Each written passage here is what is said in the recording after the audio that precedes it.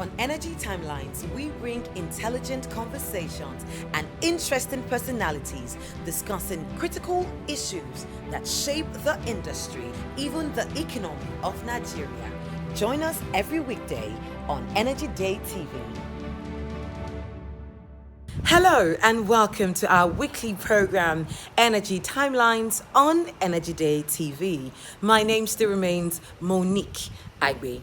Today on the program, we have a panel of reputable personalities from the PWC Roundtable discussions on various issues on the power sector in Nigeria. Do enjoy.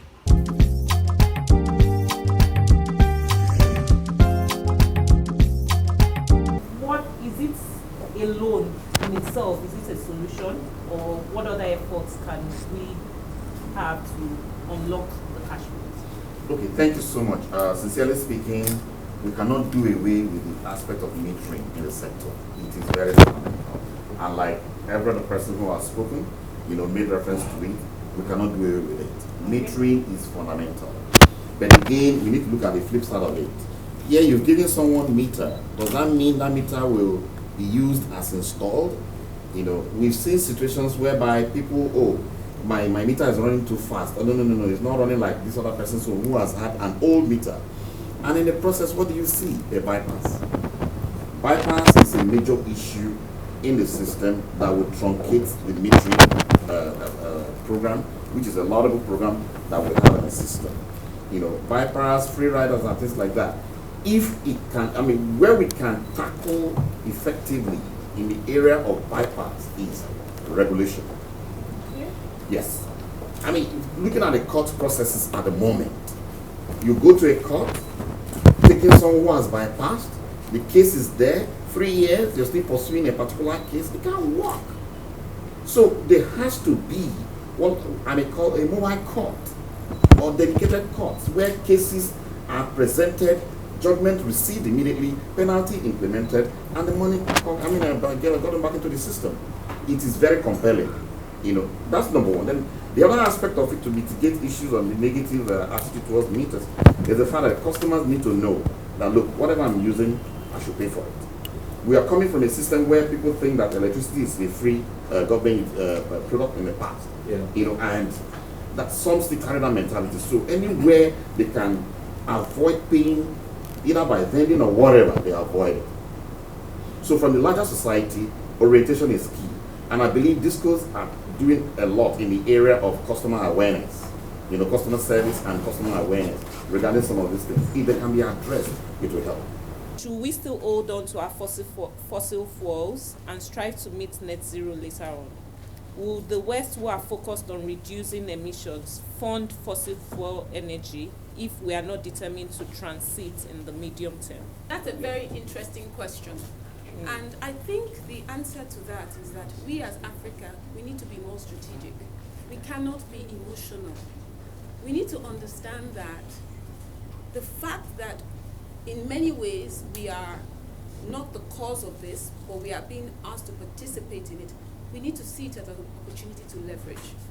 And it depends on how well we're able to strategically position ourselves. So if you say that largely our mission's contribution is almost next to nothing, yet we are being asked to participate. You have to look at it and say, we are naturally endowed, but are we able to commercialize the assets and the resources that we have? And there are many reasons around that. We've talked about some of them today.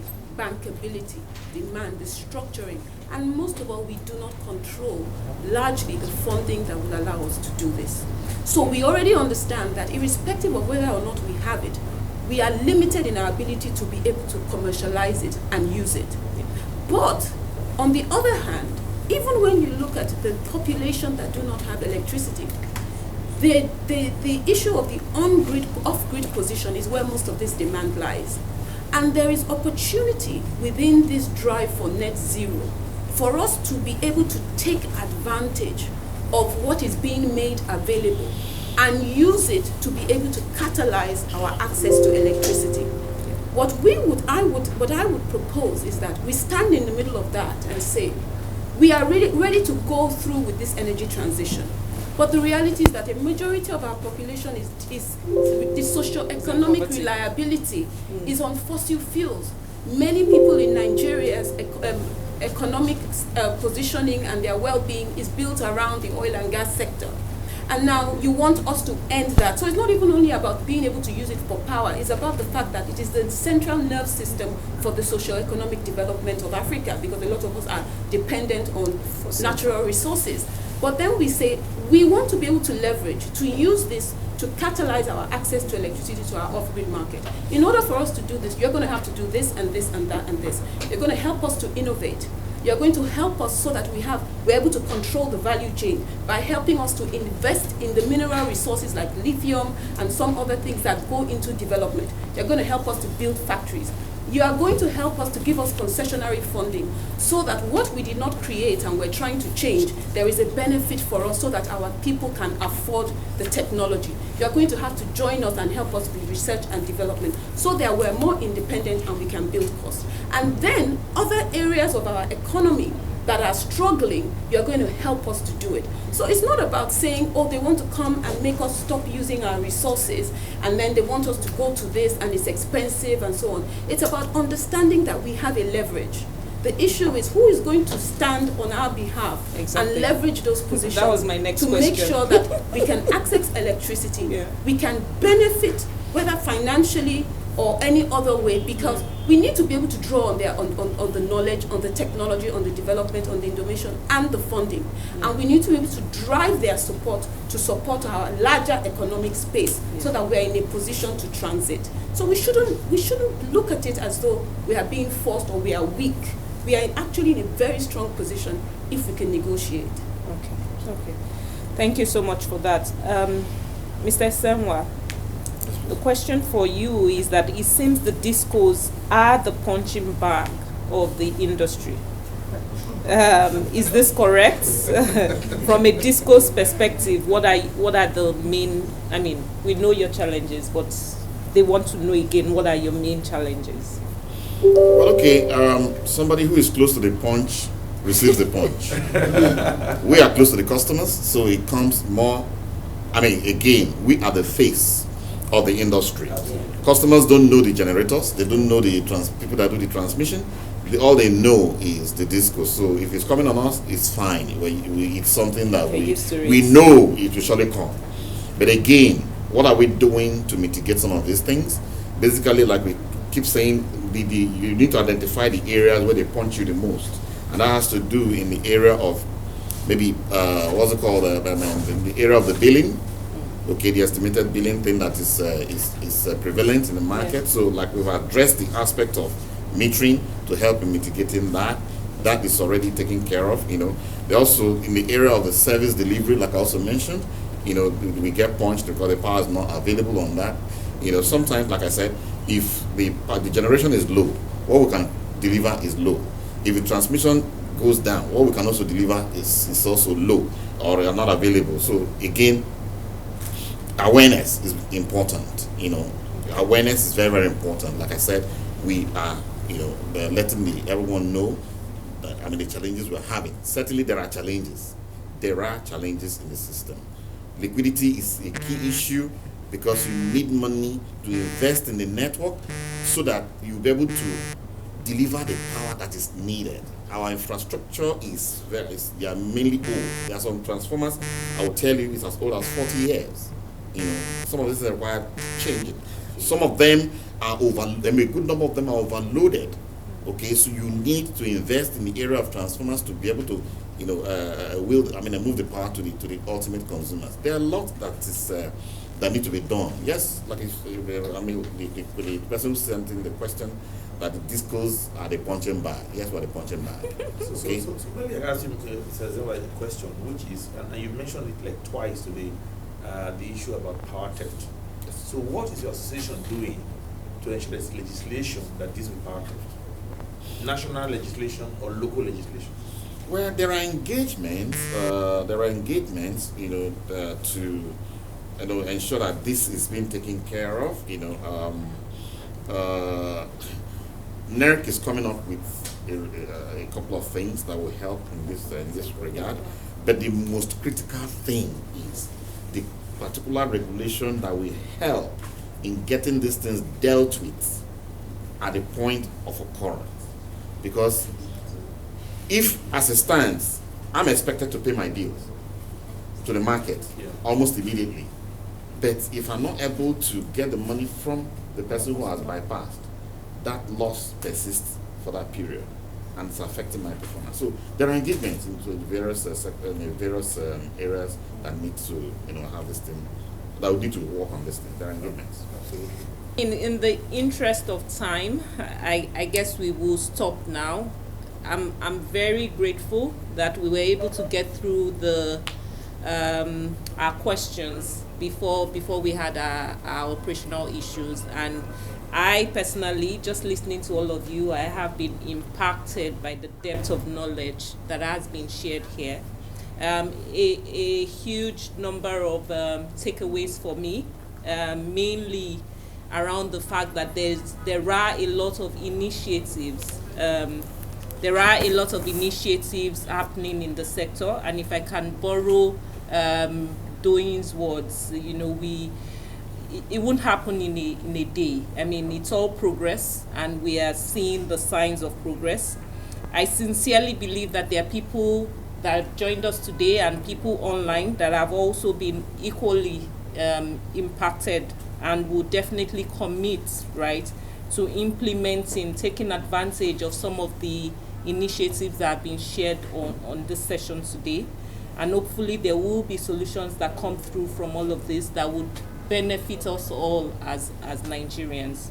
I cannot thank you enough, our esteemed panelists, for making the time for this discussion and for sharing your valuable insights.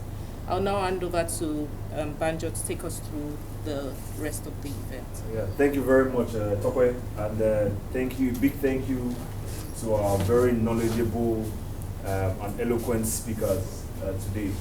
That was indeed a very, very special session. And a big thank you to you, our moderator, for anchoring that very stimulating conversation. I think we discussed quite extensively some of the ATC and C losses. We talked about moving the needle to cost-reflective tariffs. We talked about how close we are to bridging that gap. And I remember Ahmad mentioning January as a potential timeline for attaining those cost-reflective tariffs. We talked about moving from the current 1.2 gigawatts of speculation. What it will take to move to 4, which means we're working in a more efficient and effective manner, right? But over and above that, what are we doing to improve the availability of supply from 4 and above? Because we have north of 18 gigawatts just sitting and not able to be deployed effectively. We've talked about the need to balance fossil fuels, right, vis-a-vis renewables. It doesn't have to be cannibalism, right? They can coexist. We need to have a fine balancing act. And of course, we talked a bit about moving away from the silver bullet mentality. I think, generally speaking, that's one thing that I think we've generally been anchored towards. And I think generally we need to have a way of putting in the work, thinking about the long-term sustainable future of our energy economy and making that work.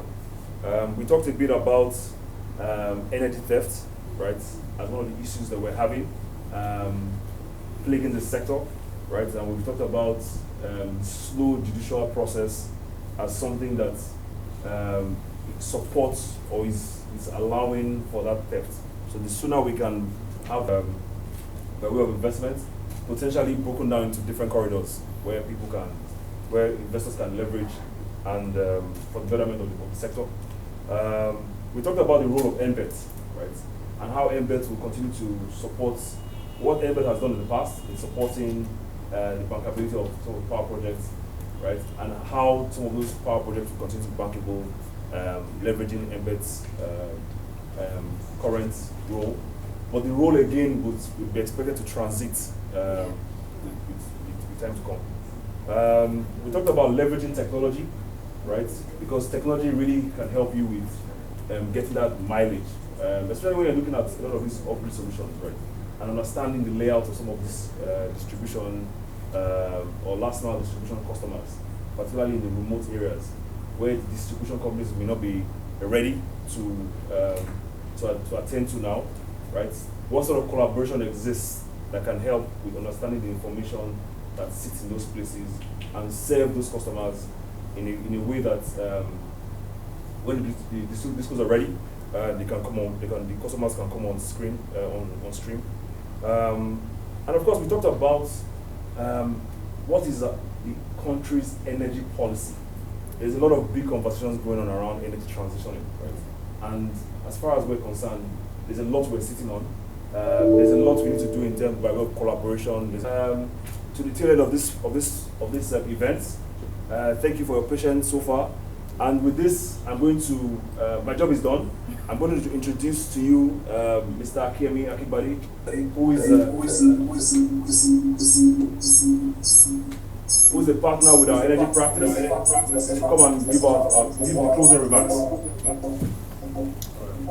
Thank you, Banjo. A round of applause for Banjo. I think you did an excellent job. So, on behalf of the partners and staff of PricewaterhouseCoopers, I want to say a big thank you to you, our speakers, Mr. Mark Barr.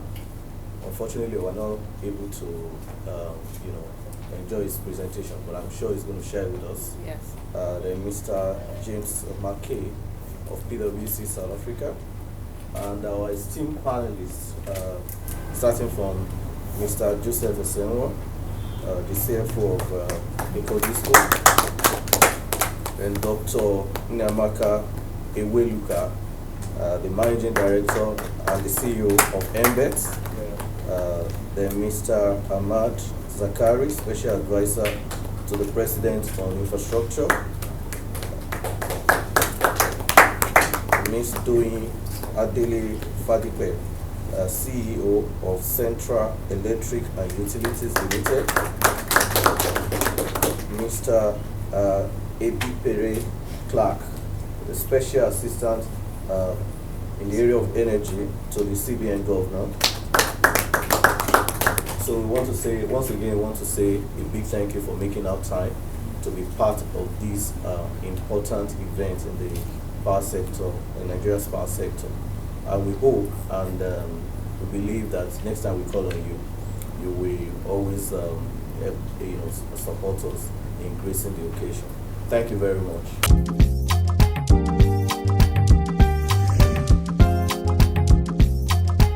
Welcome back. I hope you enjoyed the PWC Roundtable discussions. Do follow our social media platforms showing on your screen, and don't forget to click on the subscribe button. We'd appreciate you kindly share, as well as the notification button whenever we send a post. Thank you for joining us. My name still remains Monique Agbe.